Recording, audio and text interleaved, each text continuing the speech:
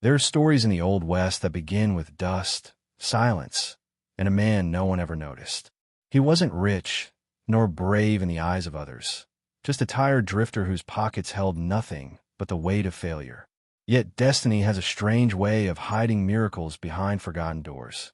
When this man laid a single coin, his last coin, on the counter of a decaying saloon that smelled of whiskey and ghosts, the town laughed. They said he bought a grave, not a building. But in that broken place, beneath cracked wood and faded memories, something ancient was waiting to be found. Each dawn, the saloon groaned under the sun like it carried its own sorrow. Dust danced through the air as if time itself refused to leave.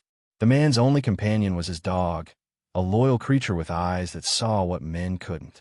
Together they spent days sweeping, fixing, and talking to the echoes of what once was laughter, fights, songs played on a broken piano. It seemed like nothing more than a foolish attempt to restore a lost dream. But one night, as the wind whispered through the canyon, the dog began to dig behind the old bar, scratching the earth like he sensed something sacred. When a man's hands joined his dog's, the ground revealed what no one had seen in half a century: a sealed wooden chest, carved with Apache markings and bound by rusted iron. His heart pounded like thunder. Every story he'd ever heard about lost gold, outlaw secrets, and frontier curses flashed through his mind. The saloon, once a symbol of ruin, had become a gate between the living and the forgotten. What they uncovered that night would not only rewrite the man's destiny, but shake the entire frontier to its core. The discovery wasn't just about wealth. It was about redemption, about a man who had nothing left to lose finding something that would make him question everything: the past, the legends, and even his own worth. And while the town slept, unaware of the storm about to rise, the dog stood guard beside the open chest, as if protecting not treasure, but truth itself. Because sometimes, in the silence of the West, miracles hide where no one dares to look, in the hands of the broken, guided by the faith of a loyal heart. And this man, forgotten by time, was about to learn that the greatest treasures of the frontier are not found in gold, but in the secrets that choose their finder. Morning in the frontier was never gentle.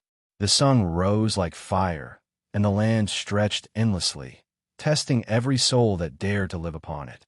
The man, folks called him Eli, had slept beside the old saloon's bar that night, his dog curled near the wood stove. He hadn't dared open the chest yet. Its markings haunted him, the Apache symbols carved deep into its surface like scars.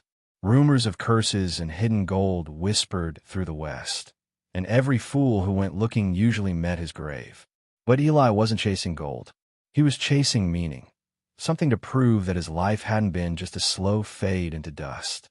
As the first light filtered through the cracked window, Eli poured himself black coffee and watched the dog stare at the chest as if it still breathed. The silence in the saloon was heavy, as though the spirits of those who drank their last here lingered still. He thought about the laughter that once filled these walls, the gamblers, the women with red scarves, the sound of boots against wood. It had been a place of life once, and now it was his responsibility to give it one more heartbeat. The coin he'd paid felt less like a purchase and more like a promise to the past. When he finally lifted the iron latch, the sound echoed like thunder in his chest. Inside lay layers of fabric, brittle and eaten by time. Beneath them, he saw something glint, not gold, but an old revolver, its barrel engraved with the same Apache symbols. Wrapped around, it was a faded leather map. His dog whimpered softly, as if sensing what Eli couldn't yet understand. It wasn't treasure that had been hidden. It was a story, a secret buried by someone who wanted it to be found only by the right soul. Eli studied the map under the dim morning light. It showed the valley beyond the canyon, where the river bent like a snake's spine. Strange symbols marked the cliffs, the same symbols that now surrounded his saloon. It was as if the land itself had been trying to speak, and he was finally listening. He realized then that this wasn't about luck. He had been led there by something older than himself. The West had a way of calling its chosen, and Eli had answered, unknowingly, when he dropped that single coin on the counter. By noon, he saddled his horse, packed what little food he had, and tied the map to his belt. His dog trotted beside him, tail low, eyes alert. The wind carried the scent of sage and dust, whispering of things long dead but not forgotten. As they rode out, Eli looked back at the saloon. Its roof sagged, its windows hollow, but for the first time, it didn't look broken. It looked alive, as though it too awaited his return with secrets to tell when the sun dipped behind the hills. The trail through the canyon was cruel. The heat clung to Eli's skin, and every gust of wind carried the ghosts of the past. He followed the map with precision, tracing the faded lines that led deeper into the wilderness. His dog, Duke, padded ahead, sniffing the dry ground with a purpose that made Eli believe he wasn't leading the way. He was being led. The canyon walls rose higher the further they went, painted with red stone and shadows that looked like faces watching from another time. By dusk, they reached a clearing where the air felt heavier, almost sacred. There, beneath a twisted mesquite tree, lay a formation of rocks carved into a circle. It matched a symbol on the map, a sun with 8 lines radiating from its center. Eli dismounted, his boots sinking into the sand, and knelt beside the stones. He brushed the dirt away and found something carved beneath. Words in Apache, worn but legible. Though he couldn't read them, he felt their weight. It wasn't just a message, it was a warning. That night, the fire crackled softly as Eli stared into the flames. His mind raced with memories of his father, a miner who spent his life chasing gold but died with empty hands. The land gives only to those who respect it, his father used to say. Eli wondered if this was his chance to do what his father couldn't, not to take from the land, but to understand it. The revolver gleamed in the firelight, its symbols reflecting in his eyes like a riddle waiting to be solved. In the silence, a faint howl echoed through the canyon. Duke's ears perked, his body tense. Eli reached for the revolver instinctively. The sound wasn't that of a wolf. It was human, distant but pained. He rose to his feet, scanning the darkness. A figure appeared on the ridge above, frail, hunched, and wrapped in tattered hides. Eli called out, but the man didn't answer. Instead, he raised a hand and pointed toward the east, where the cliffs formed a shadowed arch. Then, as suddenly as he appeared, he vanished into the dark. Eli stood frozen, the firelight flickering against his boots. He felt no fear, only a deep, inexplicable pull, like the stranger's gesture had unlocked something within him. He turned toward the archway in the distance, the same direction marked on the map. Duke growled softly, tail low but ready. The next morning, they would go there. Whatever lay hidden beyond those cliffs, Eli could feel it. It wasn't just history. It was his destiny calling from the bones of the frontier. Dawn crept over the canyon like a slow awakening. The sun painted the rocks gold, but the air was still cold enough to bite. Eli mounted his horse, Duke trotting beside him, and rode toward the shadowed arch that the stranger had pointed to. The closer they came, the quieter the world became. Even the wind seemed to hold its breath. The entrance was narrow, framed by black stone that shimmered faintly as if touched by some forgotten hand. It didn't feel like part of the earth. It felt like an opening to something sacred, something that shouldn't be disturbed. Inside, the light faded fast. Eli struck a match, the flame trembling against the walls. The stone was covered in carvings, not just Apache symbols, but images. Warriors, suns, rivers, horses running toward the horizon. It wasn't a tomb. It was a record, a message left for those who came after. As he traced the drawings with his fingers, he realized that the revolver he carried had the same markings. Each line, each curve, was a reflection of these walls. Someone long ago had bound the weapon and the land together. Duke barked suddenly, his paws scraping against a loose stone. It rolled aside, revealing a hollow beneath. Eli knelt and cleared the sand. Inside, wrapped in hide, was another item, an old journal, the pages yellowed and brittle. The writing was faint but still legible. It spoke of a man who had once owned the Saloon, decades before, a prospector who befriended a dying Apache warrior. The warrior, in gratitude, entrusted him with a secret, a map to a sacred spring said to bring healing and visions, hidden deep in the canyon. The prospector swore to protect it, but greed consumed him. The warrior's spirit cursed the saloon and buried the secret beneath its floor. Eli's breath caught. It was no coincidence. He had inherited the man's mistake, and now fate had given him a chance to make it right.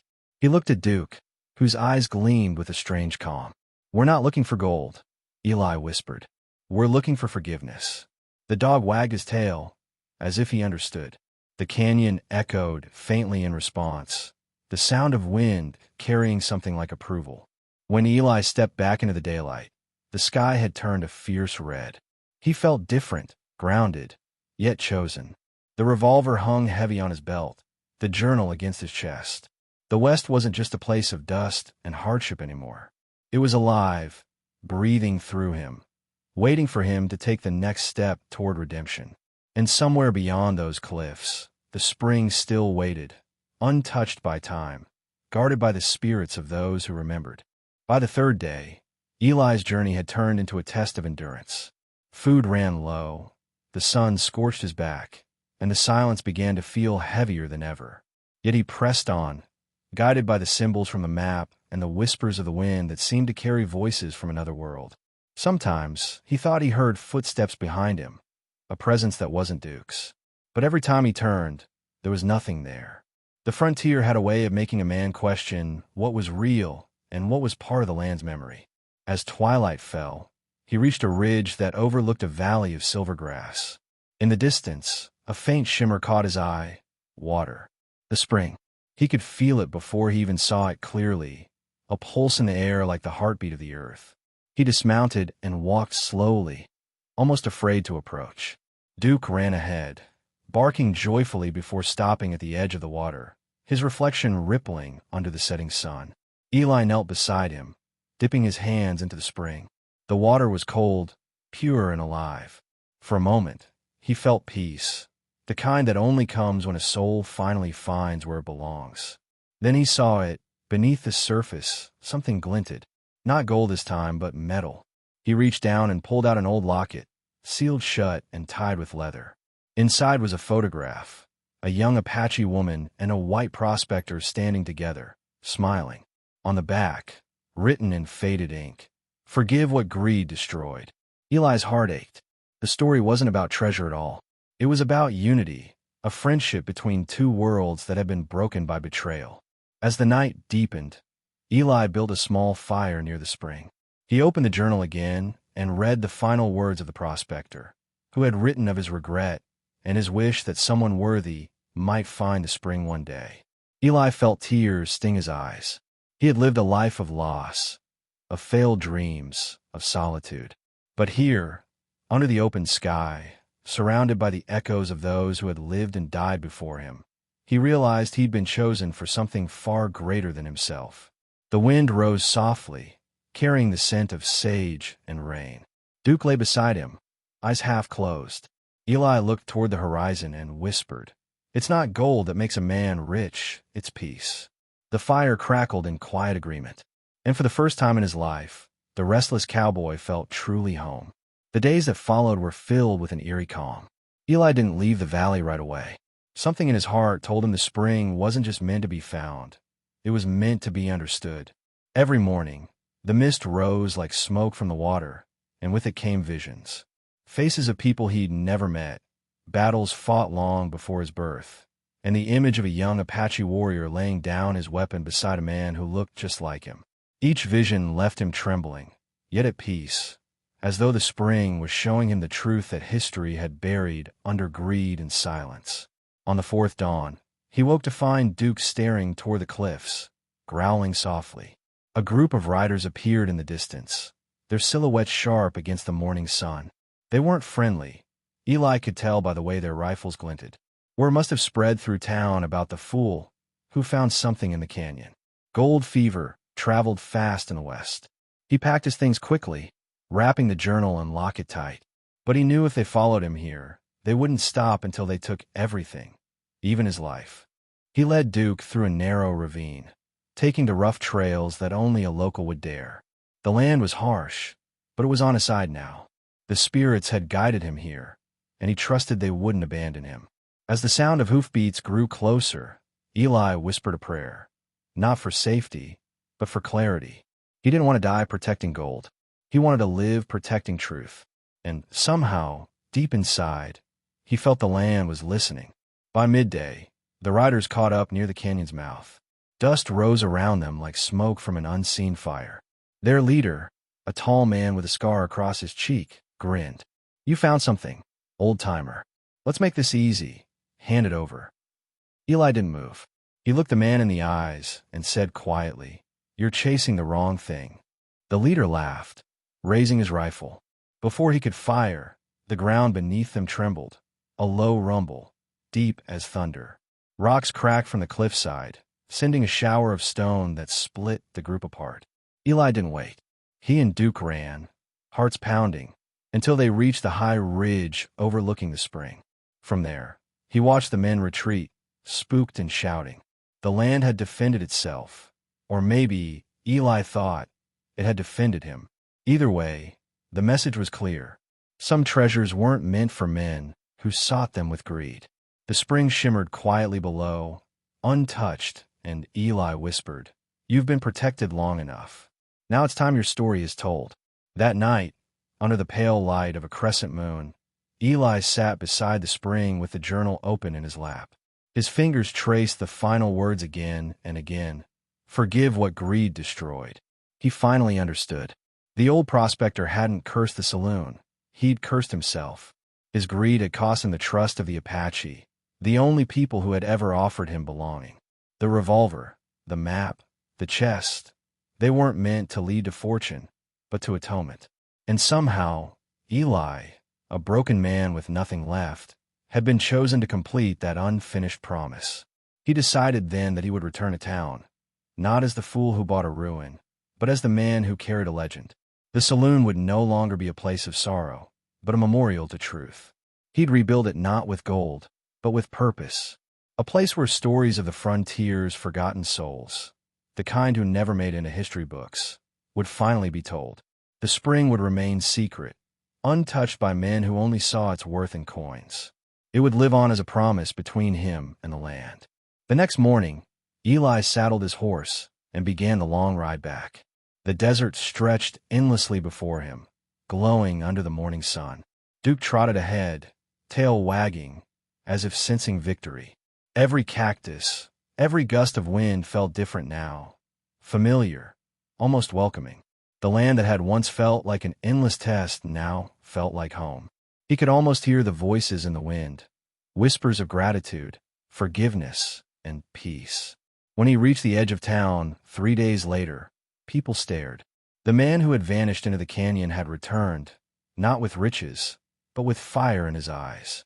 The saloon still stood, tired and leaning, but it no longer looked cursed. Eli tied his horse, stepped inside, and set the journal on the bar. Dust floated in the sunlight, and for the first time, it didn't look like decay. It looked like memory. He poured a glass of whiskey, raised it toward the ceiling, and whispered, "To those who came before, and to what they left behind." Duke barked once, tail thumping against the floorboards. Eli smiled.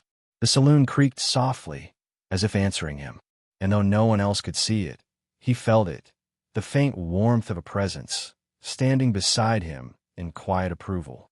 The frontier, for the first time, had made peace with itself. Days turned into weeks, and the once abandoned saloon began to breathe again. Eli repaired the windows, scrubbed the floors, and patched the roof until it no longer leaked when rain came over the valley. Each nail he drove into the wood felt like a prayer, not to fortune, but to forgiveness. Locals started to wander by, curious about the man who'd bought the place for a single coin and somehow turned it into something alive. He didn't tell them about the spring or the chest. Instead, he told stories of friendship between enemies, of men who learned too late that gold could never buy peace, of loyalty that outlived death. One evening, as lanterns flickered against the walls, a group of ranch hands sat listening while Eli spoke softly from behind the bar. He told them about a prospector who once befriended an Apache warrior, how greed had broken their bond, and how redemption had hidden in the canyon ever since. No one interrupted. Even the roughest among them sat silent, eyes fixed, hearts softened by the truth that echoed through every word. When he finished, a man at the back whispered, "That's no story, that's a warning." Eli nodded, raising his glass, a warning worth remembering. From that night on, the saloon became more than a watering hole. Travelers stopped to rest, to share tales, to trade not gold, but wisdom. The walls that once echoed with gunshots and curses now carried laughter, music, and the sound of forgiveness. Duke would lie by the door, tail flicking lazily as strangers came and went. The saloon had become what it was always meant to be, a sanctuary for the lost. But one evening, as Eli closed up, he noticed a figure standing by the doorway. A man wrapped in worn leather, face shadowed by a hat too familiar to ignore. Eli froze. The stranger from the canyon, the one who had pointed him toward the arch, stood there, silent. For a long moment, neither spoke. Then the man lifted his head, and Eli saw that his eyes glowed faintly, not with light, but with something older, deeper. "You kept your promise," the stranger said quietly. "The land remembers."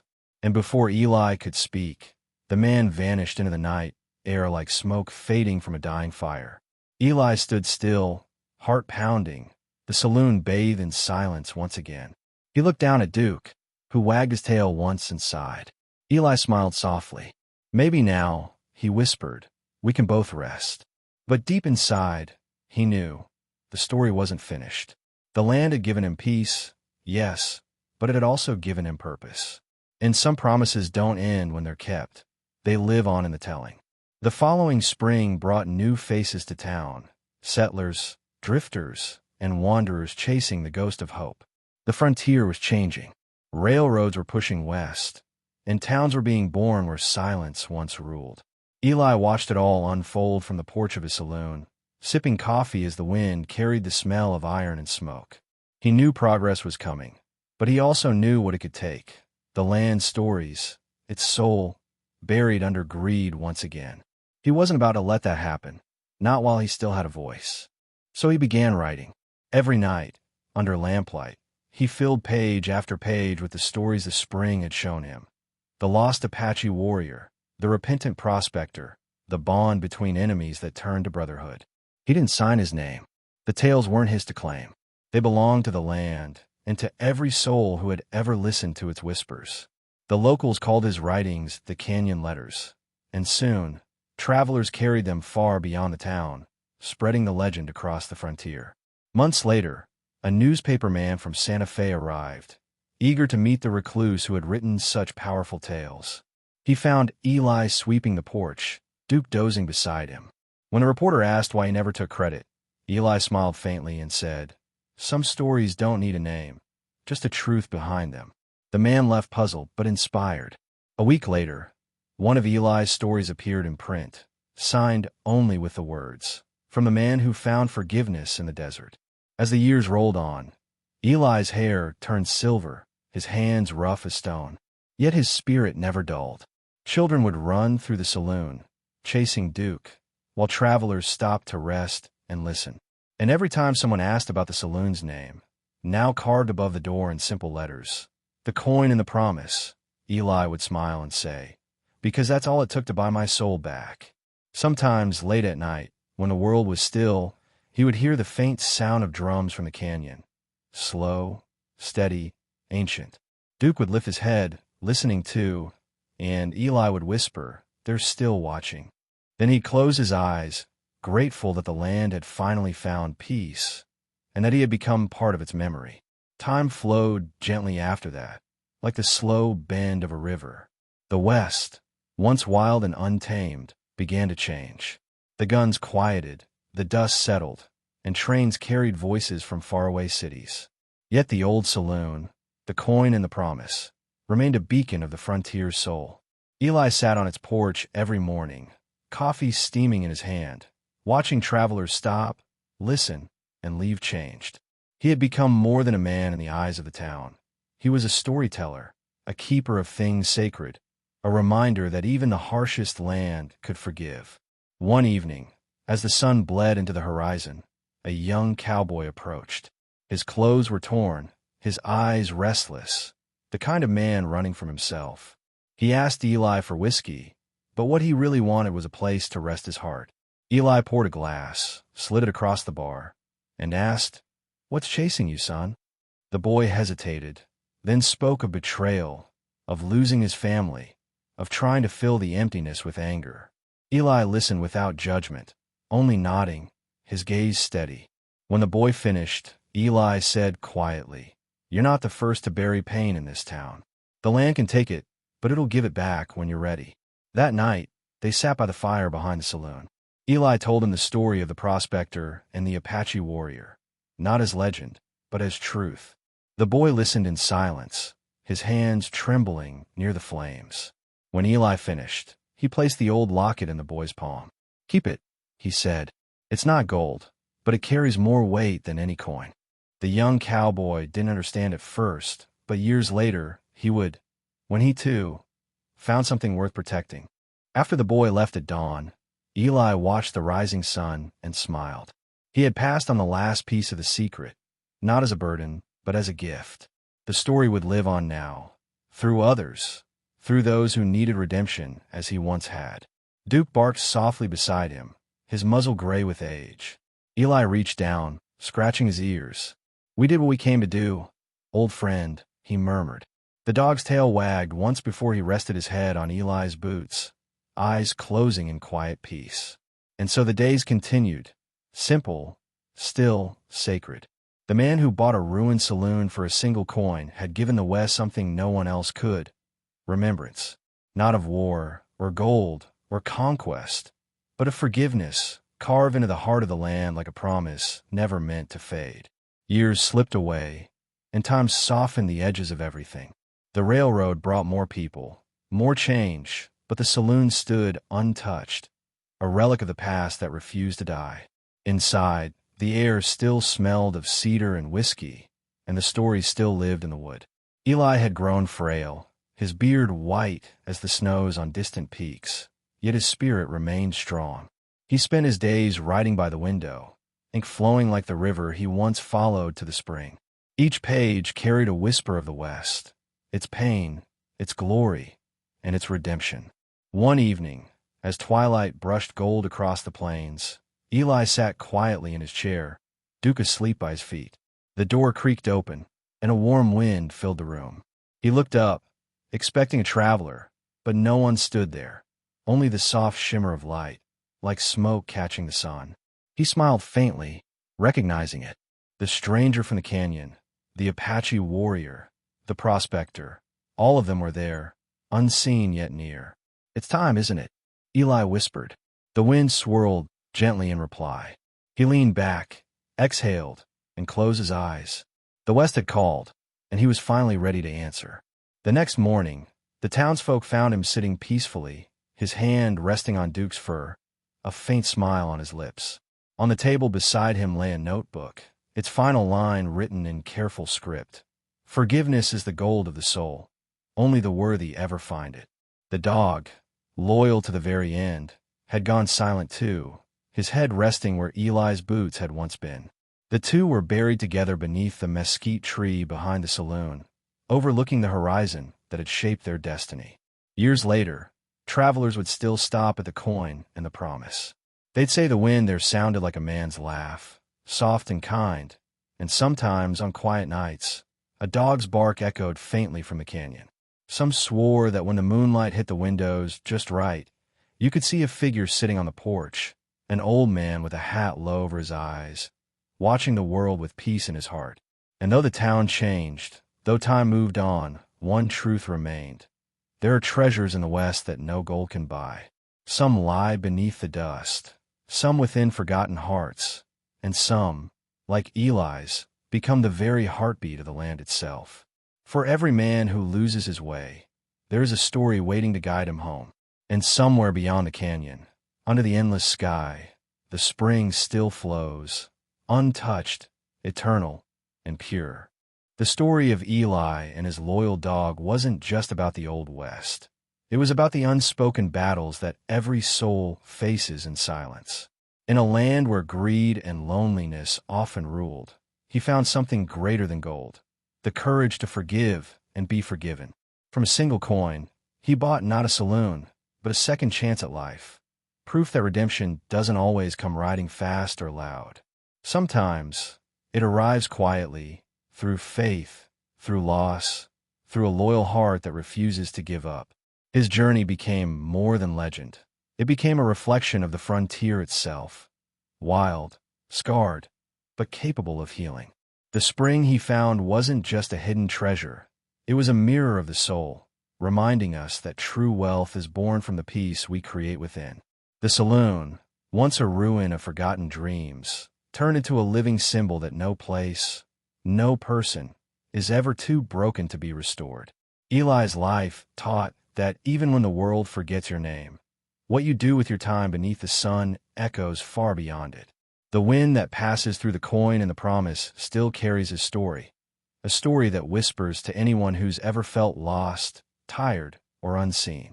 It reminds us that the smallest act of faith, the simplest gesture of kindness, can shift the course of a life. The man who entered that canyon with nothing left to lose left behind something eternal.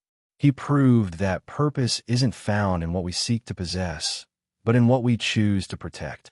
And if you listen closely, perhaps you can still hear it, the faint bark of Duke echoing through the valley, the soft laughter of a man who finally made peace with his past.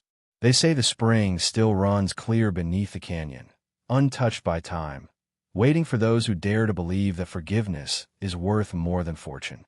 Because in the end, that's the secret Eli uncovered, that the greatest treasures of the West were never meant to be owned, only understood. If this story touched your heart, let it live on, not just in memory, but in action. Share your thoughts in the comments.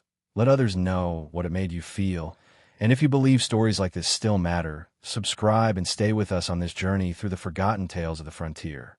Each like, each word you share, keeps these legends alive, reminding the world that even in the dust of the West, the human spirit still shines like gold.